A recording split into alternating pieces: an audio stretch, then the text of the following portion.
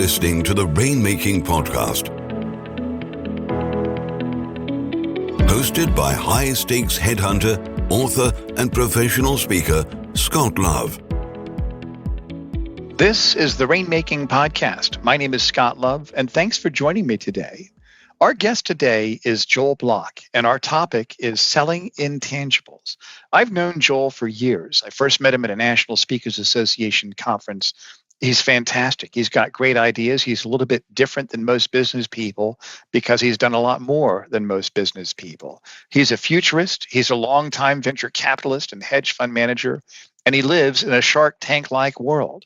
I think you're going to get some great ideas from Joel today. Make sure you also check out the links and listen to his podcast called Profit from the Inside with Joel Block. I'd highly recommend that. Thanks for listening to the show. Hey, this is Scott Love, and thanks for joining me on the Rainmaking Podcast. I've got with me a good friend of mine, Joel Block, and today we're talking about selling intangibles. Joel, thanks for joining me on the show today. Scott, how are you? I'm great. And you've got a sophisticated career background where you've done some high-level business deals in a very sophisticated area, and you've had to sell intangibles. Tell us a little bit about what that means. When you talk about selling intangibles, give us some working definitions so we can understand what we're all going to learn from you today. Well, first, having been in the venture capital and the hedge fund business and being around startup companies, companies that have ideas, I learned very early on that there's a real specific formula and pattern for describing something that is maybe new that people haven't heard of before, something that's complicated, something that's unusual. And you have to really boil it down.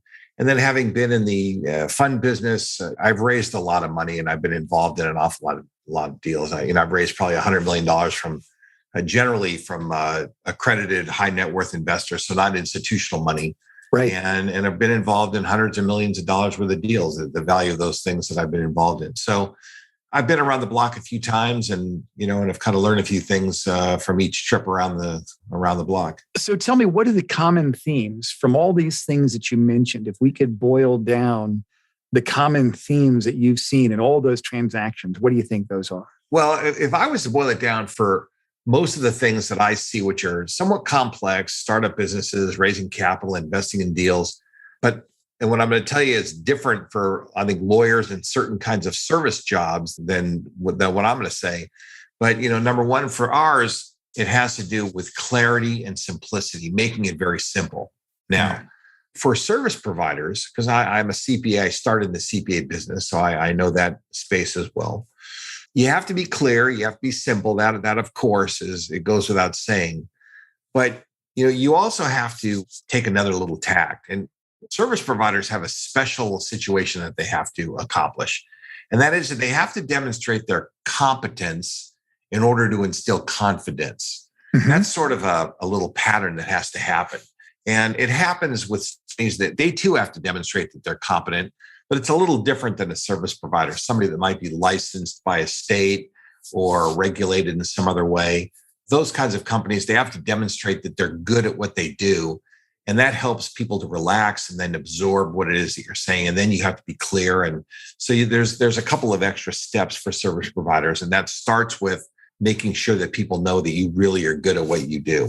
And how do you do that exactly? What do you just say? Trust me. I'm going to tell you, this is going to surprise you, but that's sort of what happens. Now, it doesn't happen exactly that way, but consumers, lay people, like when an attorney or a CPA or a doctor says something to you, like, you have this certain kind of problem, whatever, like we have a tax situation that we have to address. You have a legal situation, a medical problem, whatever the thing is. The person sitting there listening, they don't know if it's true or not. They don't know. They have no way to know.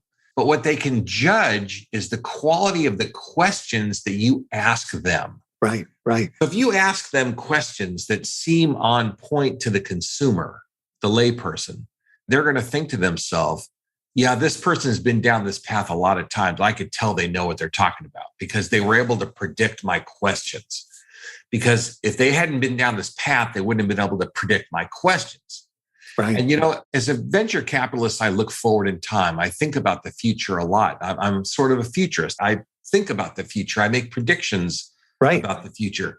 And I help people, professional people and other people, think about their future as well.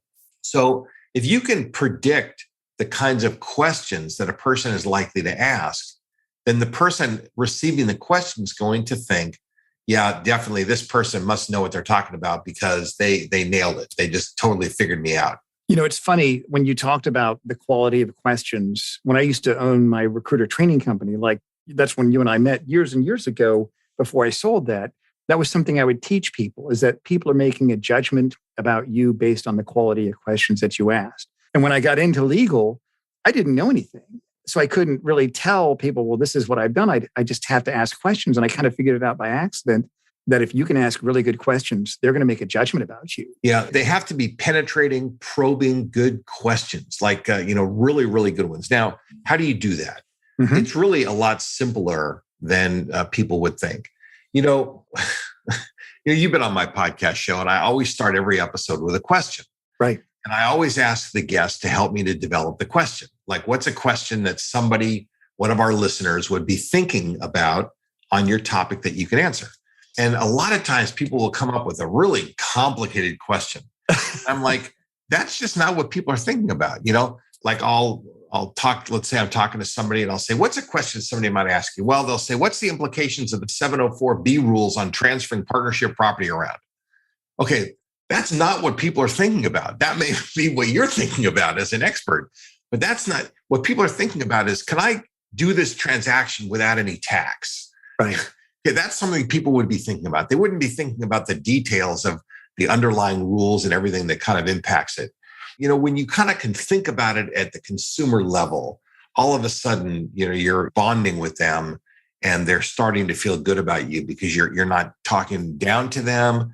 You're not making them feel silly. You're not embarrassing them because they don't understand what you're talking about, because people don't like to say, I don't really understand what you're talking about.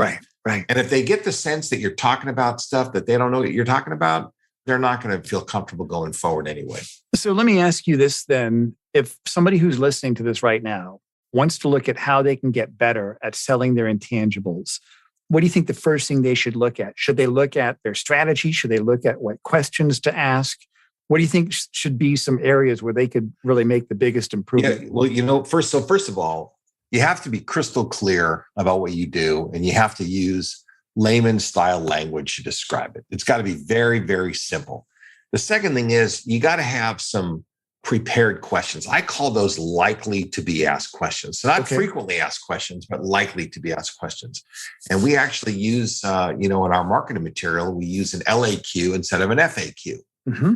Because an FAQ, it just got a little bit of a different tone. So now, how do you develop one of these likely to be asked questions, which is actually quite similar to a frequently asked question, except you're kind of predicting, you're positioning it as predictive, which makes you look even smarter than you probably already are. And so here's how you do that: is get in the habit of, when you talk to people on the phone, when you talk to people in person, they will ask you questions. Start writing down the questions that people ask you, because what you're going to find out is that most people ask the same kinds of questions over and over. Wow. There's a limited universe of questions that people will ask. And then let me give you one of my great ideas, one of my great marketing ideas. I talk to people about raising capital and doing some of these complicated things, and people would ask me questions. So I started making these like Dear Abby style videos where people write in questions. Joel, what's the difference between a syndication and a fund? So I would make a little video and I'd say, so-and-so from Omaha wrote me in this question, and they said, what's the difference between a syndication and a fund? Well, Bill from Omaha, and then I would go on for 5 minutes and I would explain it. And it became so popular that we ended up with a library of over 150 of these little 5-minute videos. And so now people comb through these videos, and who do you think the expert in the whole space is? Right. I mean, people, they look and they go, well, yeah, that guy's got the giant library, he knows everything about it. He's a world authority. I mean, those aren't my words. I mean, that's what people say about me, because I've taken a lot of my ideas and put them into a place that lasts forever. I was going to say, I like the circuitous nature of this, is that you can take down the questions that your clients and prospects ask and actually use that as a way to create content with further substantiates your competence then. Is that correct? It creates additional credibility for you. And remember that the credibility and the competence is what creates confidence on the part of the buyer. And the second thing is it helps you stay in touch with what matters to your prospects. If people are saying to you, well, how do I know that the jury's going to agree? Okay, that's a basic question. And I don't know the answer, not being a lawyer, but I'm sure that there are 3 or 4 videos that you can come up with that are related to how that process works and how you present information and how you use logic or whatever the things are that that attorneys do, that other lay people don't really understand. So what do you think has changed then with the crisis, changing how we work, how people buy, how people do business? What are the biggest changes that you've seen since the crisis started to how we sell intangibles? Well, listen, here's a little secret that I don't think most people probably know. And that is that technology is enabling us to do this better. Now, everybody knows, of course, I can get my databases and I can set up more emails and I can do all these things. That's not what I'm talking about. I'm talking about something at a way higher level. People go on Google and they say, looking for an attorney for this problem. Well, there are companies that capture that data, and that's called intent data. A person is now they intend to take an action. They need something to happen. And you can buy databases of intent data. So then you call up the person and you say, listen, we're a law firm specializing in this and this. Imagine getting a phone call 10 minutes after you do a search from a lawyer or from an accountant or from a recruiter or for whatever when you're doing one of these searches. Now, it may just be that they're just sniffing around. That's possible. But I'll tell you what, this is real information, and the internet has made it possible for us to know what people are thinking before they take any action. And this is the kind of stuff that very few people understand. They don't know about it. And you can get this information in very small geographies. You can get it across sectors. So you can operate inside your state or wherever you operate. And there's just all this information. And the other is conversational intelligence.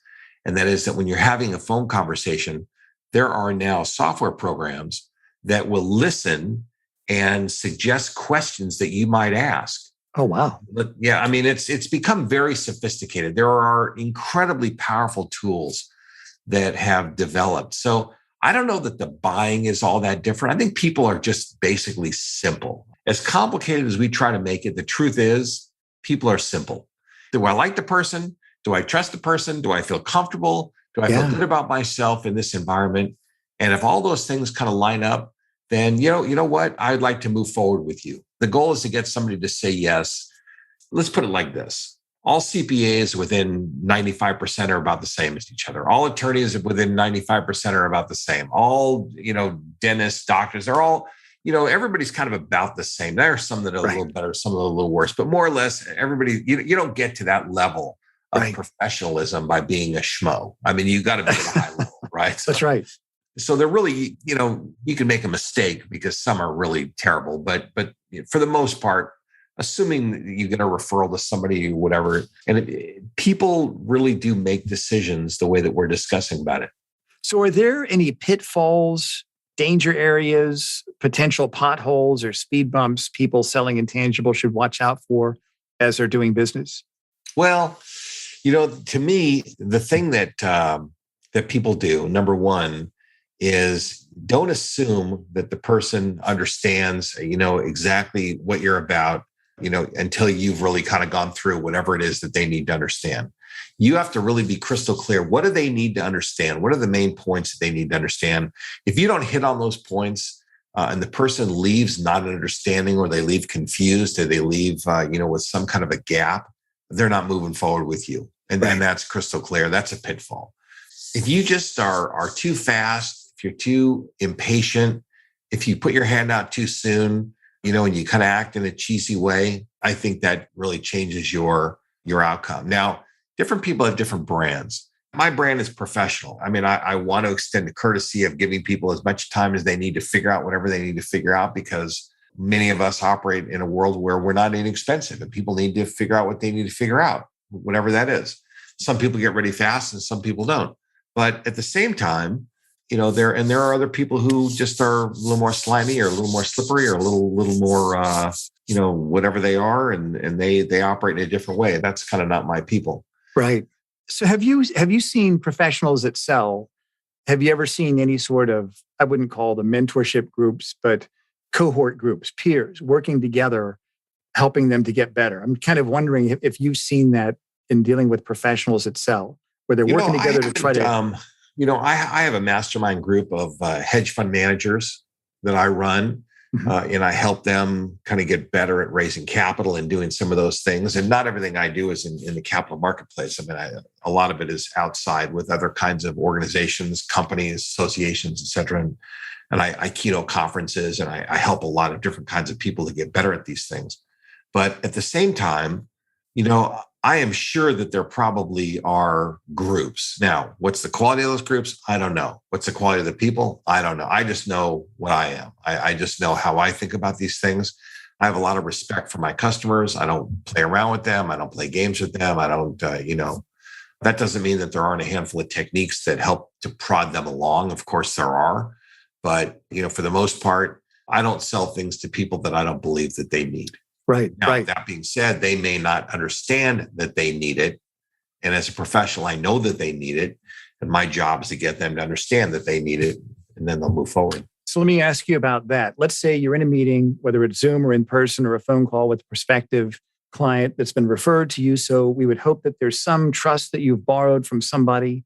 You're starting to ask questions, and you feel that you've displayed a good amount of competence. You've found out what their pain points are. You've made a presentation of how you can solve it. You haven't made any assumptions. You've been crystal clear in a simple way, and they give you an objection. How do you think a professional that's the business is selling the intangible, how can they effectively overcome that objection? What do you think? Well, it depends on what the objection is, and it depends on how honest the person is. My experience is that objections, first of all, old line selling will tell you that if people don't ask questions and make objections, they're not interested. Right. Objections are part of the process they only ask questions if they're interested. So you want people to ask questions. You want people to push back. You want a little bit of challenge. That's very important in the process. And you want some give and take. And because otherwise the body language of that discussion is that it's not going to move forward because the person's not really interested. Mm-hmm. The real issue is that very frequently people will overstate their situation. Like they tell you they have more money than they really do. Mm-hmm. They'll just make some assertions that end up not being entirely true, and then they're embarrassed to come back and figure that out. So you just have to be a little sensitive about sometimes people trying to look boastful or look a little bigger than they really are. Right. Make some assertions that are not entirely true, and you have to be a little sensitive. And you want to let people off the hook easy, and you don't want to, you want to help them to save face. Yeah, that's great. That's a good point. So you kind of want to be very gracious that if they said that, let them kind of retract a little bit, and don't make them feel bad for kind of overstating, because that's kind of what everybody puffs a little bit. Yeah. Until they get to know each other, and then they kind of back down. And right. And so some of these things, just somehow being a little bit gracious goes a long way. So I think that's great advice. And I can definitely see that you get that puffery at some point in the beginning, and you got to be sensitive to that. And I love what you said about giving people a chance to save face. I think that's always important. So if we were kind of going to give some recommendations for people going forward, what would be 3 action steps that you'd recommend that they take to kind of get started in integrating some of these ideas about selling the intangible? Well, first of all is make sure that your message is crystal clear. If a 6th or 7th grader can't understand it, then it's probably not clear. Right. And you don't need to go to somebody a lot younger than that, because that starts being a different story. But it's got to be crystal clear to let's say a middle schooler. That's right. Sure. Number 2 is start documenting questions and, create a list of questions. And there are tools on Google, by the way, that people type in questions into Google millions and millions of times every day. You can actually get the questions that people ask about your topic. Interesting. Believe it or not, there are tools that actually find those questions. There are tools that find out when people are, thinking about things. So you can use these kinds of technology tools, but you still have to get some basics under control. The clarity part has to be under control. You have to be able to really predict the kinds of questions people are going to ask, and that's really important. And the third action step is I would tell people to call me to get to a next and higher level. Because although my great focus is not really on sales, it's really more on innovation, disruption, predicting the future, and looking forward in time. If you can't sell, you can't really do anything else anyway. Yeah. And so I very frequently will help companies to, hone their selling skills. I don't really put myself out so much as a sales expert, although I would go toe to toe with almost any sales expert that's out there. My real forte is innovation, disruption, predicting the future, and really being what we call an advantage player. Casinos call people who play the odds advantage players. Those are the card counter types. That's you and me. I was a professional player, and you too. And so I play the odds, and I know how to figure this stuff out. And I help companies to figure this out. And that's why companies love, the kind of work that I do. Is I help the salespeople, I help the executives, I help them all become advantage players. And advantage players always stack the deck in their favor. And Joel, we're going to put all of your contact info and bio links and LinkedIn link on our show notes so people listening can go there and get in contact with you and elaborate a little bit more about your offerings. You said that you do keynotes, and you also mentioned that you do consulting. Is there anything else you'd want people to know about what you have that can help them? Listen, I run a hedge fund. I've been in the hedge fund business for a long time, and I'm actually thinking about starting a new project. And I've always got new projects going. But companies will call and ask for, me to bring insights to them about, how professional investors see the world. Right. And that usually starts in the form of a keynote.